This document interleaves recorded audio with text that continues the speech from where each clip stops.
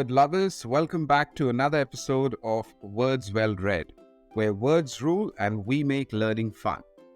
Today, we are going to learn 2 new words that you can use to sound like a pro. The first word is proffer. Proffer. Proffer means to offer something to someone as a way to start a conversation or to negotiate.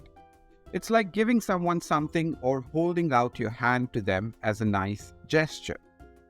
Here is a sentence example. The lawyer proffered a settlement to the other party in the case, hoping to avoid a long and costly trial. Next, our second word is wheedle. Wheedle.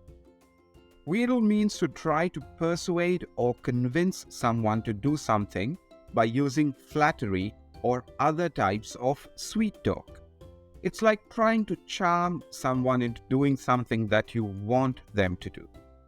Here is a sentence example. The child tried to wheedle a cookie from his mom by telling her how much he loved her and how hungry he was. That's all for this episode. Keep practicing and trying new words in your conversations. Don't forget to like, comment and subscribe, and we will come back with more fun words to learn. Thanks for watching.